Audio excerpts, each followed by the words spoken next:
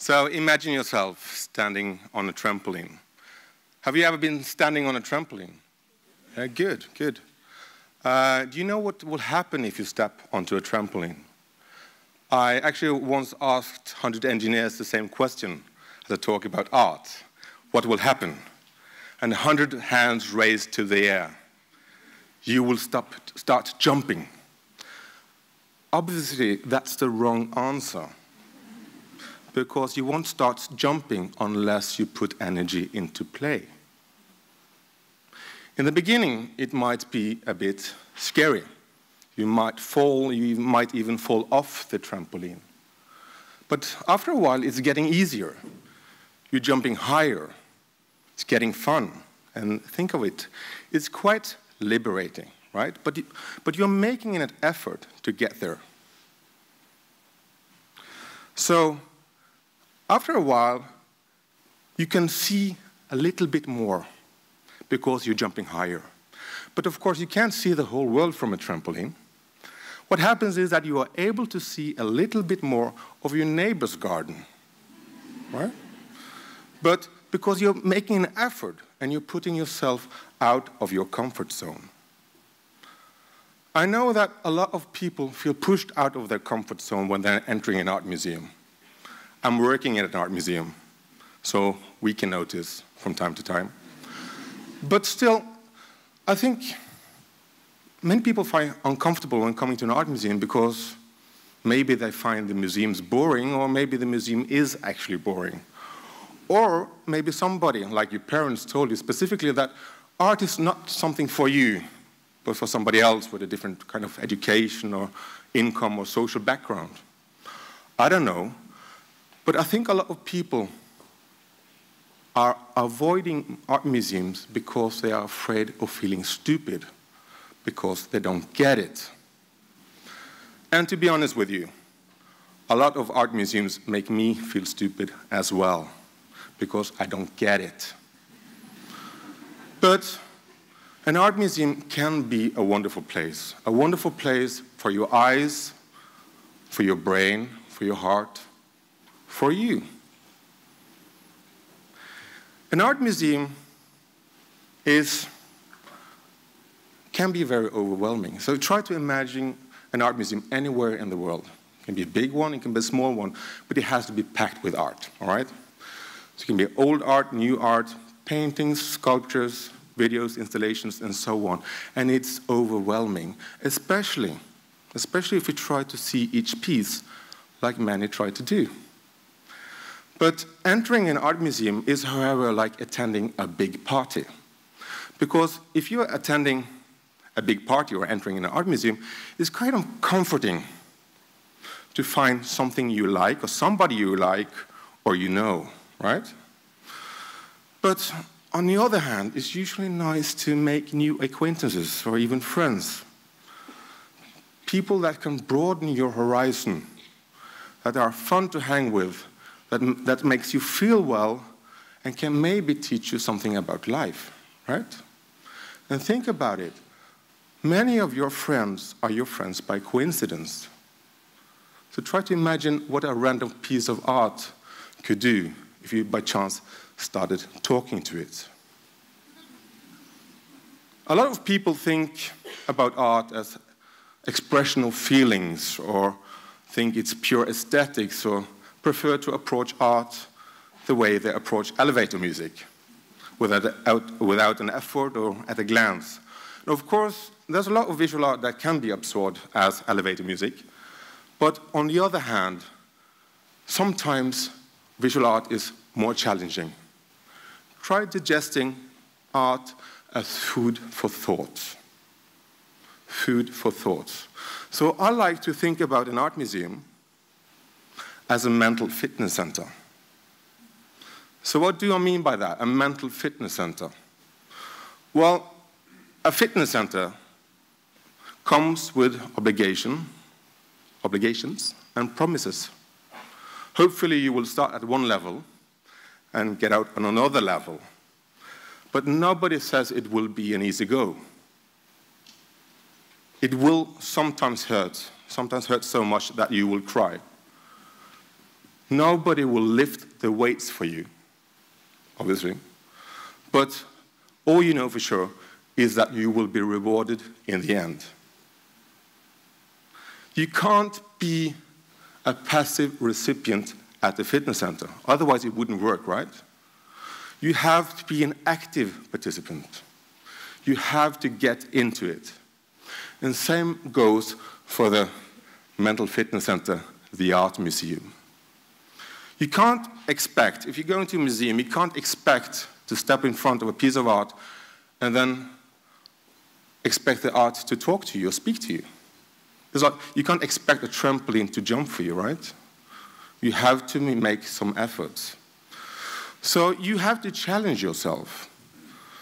You have to challenge yourself. It's like when you're going to a party, you should try to talk to the most unlikely person. When you're going to the fitness center, you should try to do what you can't do. And when you come to the museum, try to understand what you don't understand about art. You need to spend some time with the unknown. And you should start trying, at least trying, to jump. Okay, let's pretend that this is artwork, okay? There's a loads of ways to hold an artwork, but let's pretend this is artwork. So when you're entering the museum, and you're standing in front of, let's say, a painting, a small painting, but still a painting, the easiest way to start interacting or jumping with this piece of art is to ask the following questions. What, which is analyzing mode, and why, which is interpretation mode. Sorry. So when you talk about what, then you describe what you're actually seeing. Is it a photo? Is it a painting? Is it a drawing? Or so on. Is it a landscape? What kind of landscape? What's in this landscape? And so on. So you're describing what you're seeing, and that's objective. Interpretation is something else. It's to not to describe, but it is to trying to put content or understanding the context of meaning, what's relevant and what's not, and try to find different kind of useful perspectives. It's not like, is it red, green, blue, big or small? It's more like, what does actually red mean? Or has it a meaning in this context? Or what does this feature say? It sounds simple, but it's not. You need to train on this. But this is both critical and creative thinking. But it's also a way of complex problem solving. Because obviously, there's no perfect answer to your questions, but you have to try to find a solution. Jumping this way is a creative process. Not only because you and the artwork is collaborating, so to say, but because there are also different kind of meanings surrounding the artwork. And maybe you are there with a friend or family and so on, and you start talking about the piece of art. So you're kind of interacting with the piece and the surroundings. What you should have in mind that interaction is about creating, never demanding. It's about creating. And in this way, you can see that in one way, we're trying to understand the painting or the artwork, but we're also trying to understand the experience of the surroundings. So we're trying also to challenge our emotional intelligence by understanding other perceptions and ideas. Because if you go in there and think, my solution is the only solution, then the trampoline will stop bouncing because there are no bounce left. Bouncing is about being open and aware of what's going around the artwork. So, think of the artwork as an empty vessel. An empty vessel that should be filled by you. Just like your work and life. In that way, art and approaching art reminds us of what it is being a human being. We're searching for meaning all the time. But on the other hand, art also reminds us of what it is to coordinate and cooperate with other ideas, opinions, but also how we reflect what's in front of us. Not only the piece of art, but also the way we look on the world. But this is also quite a demanding task, because what you will also need to do is to be able to shift perspectives. You need to shift perspectives, because when you're entering the museum, you have one kind of knowledge. But after a while, you will gain more knowledge, different kind of knowledge. And you're putting yourself into play.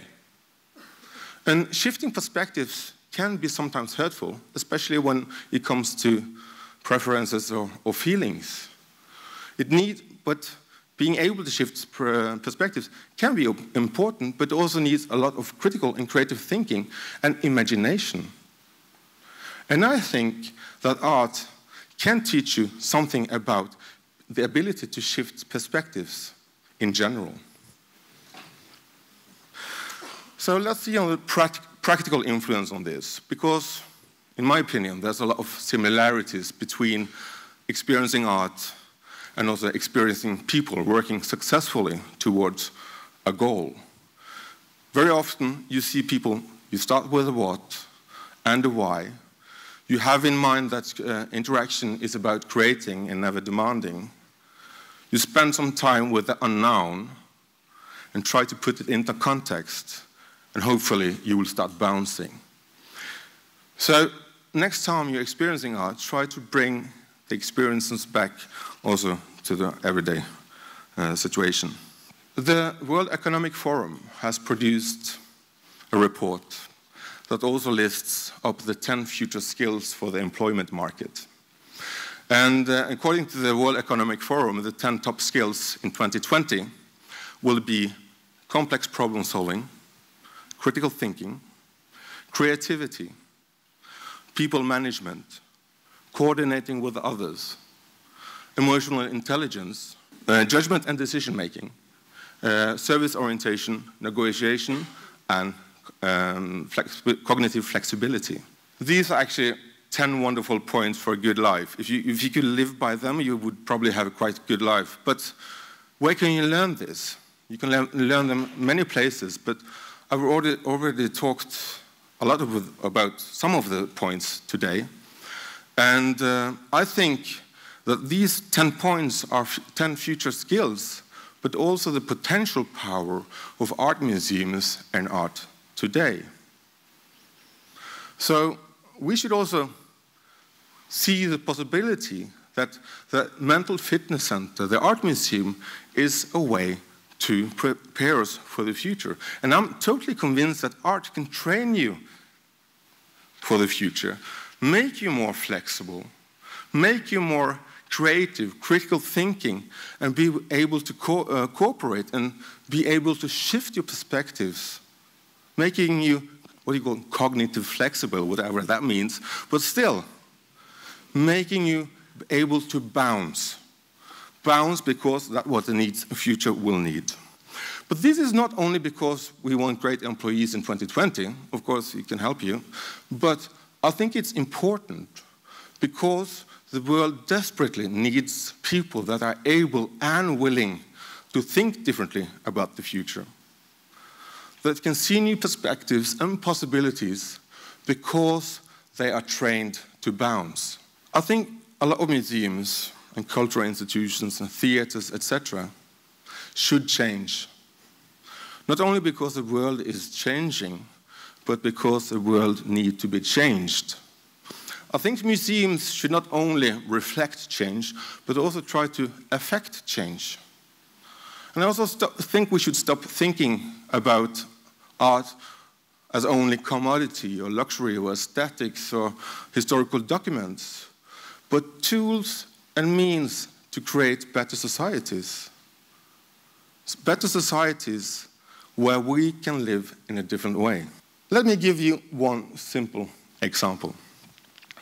In my role, I get to go to different kind of summits with different kind of CEOs, not only museum directors, but different kind of CEOs and politicians. And what's a bit surprising is that on these summits, they usually talk about growth and I talk about technological revolution, digital revolution, communication revolution, production revolution, and economic revolution. But a great deal of our problems today are not merely physical, so you can't solve the problems with technical solutions alone. A lot of our major problems is about the way we think, our mindset.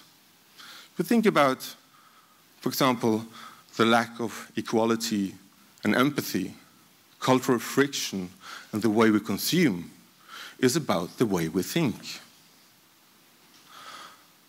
I think to challenge that, we need mental fitness centers that can change and create the minds and the brains for tomorrow. I think it's quite important that we start thinking now and discussing the need for a mental revolution instead. I once did a show, an exhibition, with a very famous musician, record producer, and obviously an artist. And after my opening speech, his manager came over to me. And I think he was a bit surprised to see me wearing a suit, because early on he had seen me wearing sneakers, jeans, and T-shirt. And I was actually the CEO of that museum. But he came over to me and said, Erlend, I'm so sorry. And I was like, oh, had I said something wrong during my speech? Or had I done something wrong? So no. I'm so sorry, Erlend, because yesterday you asked me a question and I didn't bother answering it. So why? Because I thought you were the carpenter. And I really wish I had said or replied that, well, so was Jesus too, but obviously I didn't. But we all make quick judgments about people we meet and the world in general. And I really love this anecdote because it's so common for all of us. But the problem is that if you see me as one thing, I will stay as that one thing. If you keep on framing the world and people you meet, putting them into neat patterns, think quick and jump to conclusions, actually the world will stop on growing, right?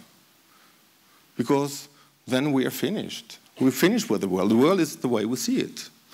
So instead, I think we should start jumping. I think we should start jumping and train ourselves for jumping so the world can grow on. So, imagine yourself, again, on the trampoline or in front of a piece of art, and you're jumping quite high, right? And on the trampoline, you can see a little bit more of your neighbor's garden. But with art, you see a little bit more of life, or what it means to be a part of something bigger, and thus maybe prepare you for an unknown future. I think we should start jumping to avoid preconceptions that lead to bad decisions. I think we should put ourselves out of our comfort zone to avoid wrong judgments. Because if you really think, we know it's no more time for bad or low judgments or decisions. Art can be your trampoline. You will only stop bouncing if you forget to jump. So use the art to jump. Thank you.